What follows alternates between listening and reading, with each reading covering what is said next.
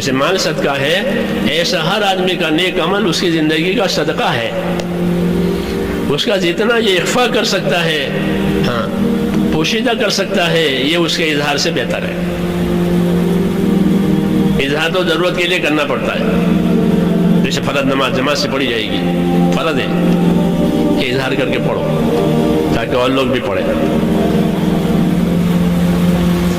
ورنہ کہ اپنی نیکیوں کو ایسے چھپاؤ جیسے اپنے گناہوں کو چھپاتے ہو. لوگ اپنے گناہوں کو، اپنی غلطیوں کو، اپنی کمزوریوں کو چھپاتے ہیں تاکہ ماحول میں رسوائی نہ ہو.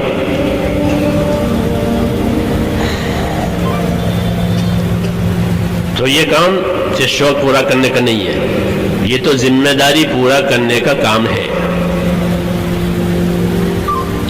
اور ذمہ داری بھی امانت داری سے، ذمہ داری پورا کرنے کا کام ہے. اور ذمہ داری کیسے پوری جائے گی؟ پوری امانت داری سے.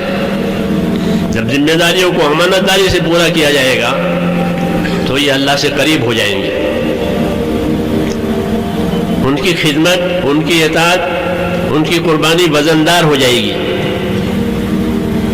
کیوں کہ اپنی ذمہ داری کو پوری امانت داری سے ادا کیا ہے. رسول صلی اللہ علیہ وسلم نے ایک سفر کیا، واپسی میں یا جاتے ہوئے ایک جگہ قیام ہوا، جنگل میں پڑاؤ، قافلے کا وہاں پڑاؤ ہوا. جگہ خطرے کی تھی، چاروں طرف ماحول خطرناک تھا، دشمنوں کا ماحول تھا. حضور صلی اللہ علیہ وسلم نے تقاضا رکھا کہ آج کی رات چوکیداری کون کرے گا؟ چوکیداری بھی ہمارے کام کا ایک حصہ ہے. جیسے آپ چوکیداری کرتے ہیں، سامانوں کی، مالوں کی، ہمارے ساتھی چوکیداری کرتے ہیں. یہ بھی ایک محنت ہے اور اس کی بڑی فضیلت ہے چوکیداری کی حدیثوں میں. تو فرمایا من یحرسنا اللیلہ، آج کی رات چوکیداری کون کرے گا؟ مشکل جگہ تھی، انصاری آ گئے تیار ہو کر. انصار مدینہ کی یہ خصوصیت تھی کہ مشکل کاموں کو اپنے ذمے لیتے تھے. مشکل کام یہ نہیں کہ عزت کے کام، شہرت کے کام، آسان کام کہ نہ، جو کام کٹھن ہو وہ اس کو لیتے تھے. یہ ان کا مزاج تھا. یہ سماج دین کے کام کرنے والوں کے لیے سبق ہے. کٹھن کام اپنے ذمے لو، طبیعت اطاعت کی بنے گی اور کام ہو جائے گا. مشکل کام، اعزازی کام نہیں، یہ کام اعزازی نہیں ہے. حضور نے فرمایا انصار مدینہ کو میں جانتا ہوں کہ ان کا مزاج ہے. انصار سے کہا تمہارا مزاج ہے، میں تمہیں جانتا ہوں کہ تمہارا مزاج یہ ہے کہ تکثرون عند الفزع وتقلون عند الطمع. کہ کوئی کٹھن کام ہوتا ہے، مشکل معاملہ ہوتا ہے تو اس کو ادا کرنے کے لیے اور پورا کرنے کے لیے تم سب سمیٹ کر کے آ جاتے ہو کہ اس کے لیے ہم حاضر ہیں، بتائیے کیا کرانا ہے. یہ وفاداروں کی شان ہے، یہ شان وفاداروں کی ہے. ہاں کہ ہم وفادار ہیں. تو فرمایا کٹھن کام یہ اپنے ذمے لیتے ہیں، اور کوئی میٹھا معاملہ ہوا، ملائم معاملہ ہوا تو چھوڑ دیتے ہیں. یہ میٹھا معاملہ ہے، ملائم معاملہ ہے، کوئی اور کر لے گا. بحرین سے مال آیا، پوچھا کیا کرنا ہے اس کو؟ انسان نے عرض کیا کوئی بات نہیں ہے، مہاجرین کو دے دیجئے. ملائم معاملہ ہے، میٹھا معاملہ ہے، رقم آئی ہے تو کس کو دیں؟ مہاجرین کو دے رہے ہیں. اور خندق کھودنی ہے تو کہ اس کے لیے ہم ہیں. انصار کی جماعت 10 آدمیوں کی جماعت بنائی تھی خندق کھودنے کے لیے. خندق کھودنے کے لیے 10 آدمی کی جماعت بنائی تھی اور ناپ کر زمین دی تھی کہ یہ آدمی یہ اتنا کھودے اتنا کھودے.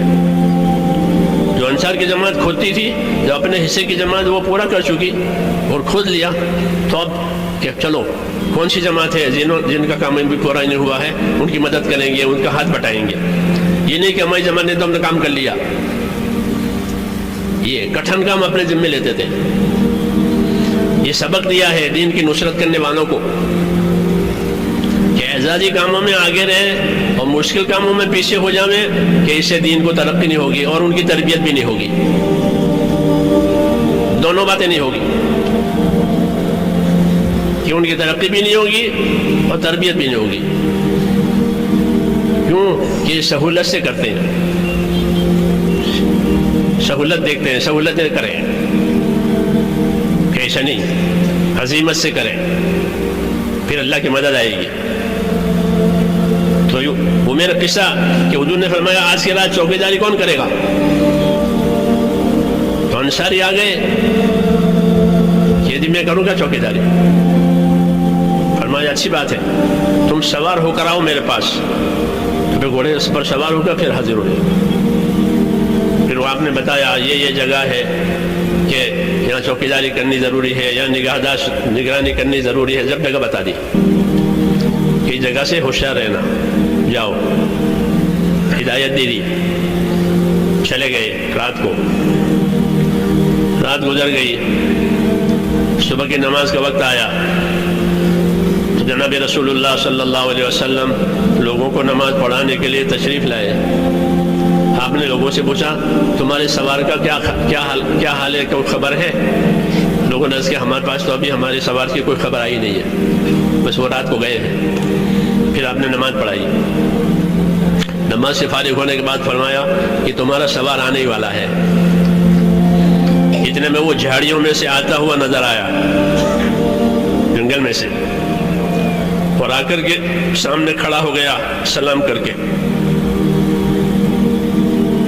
حضور صلی اللہ علیہ وسلم نے پوچھا, کیا پوچھا؟ یہ نہیں پوچھا خیریت ہے, رات کیسے گزری, یہ نہیں پوچھا. تربیت کی باتیں ہوتی ہیں. یہ پوچھا کہ یہ بتاؤ رات کو اپنے گھوڑے پر سے اترے تھے؟ یہ پوچھا.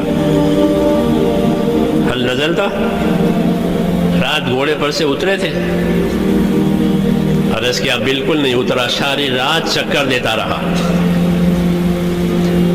نماز کا وقت آیا, صبح کی نماز کا وقت, اس کے لیے اترا تھا. پیشاب کی حاجت ہوئی تھی, اس کے لیے اترا تھا. باقی پوری رات اپنے گھوڑے پر رہا اور اپنے کام میں مشغول رہا. یہ کارگزاری دی. جب انہوں نے یہ کارگزاری دی تو کیا جواب ملا؟ کارگزاری کے جواب میں یہ ملا قد اوجبتا, آپ نے اپنی جنت واجب کر دی, جاؤ.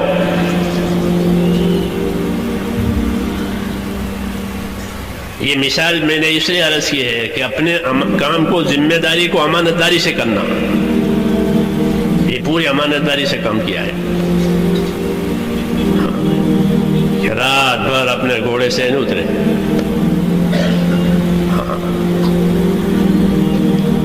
یہ عظمت کہلاتی ہے. اللہ کے کام کی عظمت, اس کے حدود قیود کی حفاظت. اس لیے ایک ہی رات میں اتنا انعام مل گیا کہ آپ نے اپنی جنت واجب کر لی. یہ سبق ہوتے ہیں ہمارے اللہ کے کام کو کہ پوری امانت داری کے ساتھ, پوری ذمہ داری کے ساتھ کیا جائے گا. کوئی دیکھے نہ دیکھے, کوئی پوچھے نہ پوچھے.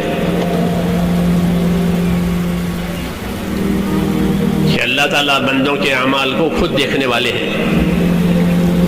قُلْ اعْمَلُوا فَسَيَرَى اللَّهُ عَمَلَكُمْ, کام کرو اللہ تمہارے کام کو دیکھے گا. حساب کتاب اللہ کے ہاتھ میں ہے. اس لیے اللہ تعالیٰ کا دین, کہ اللہ تعالیٰ کا دین امانت ہے.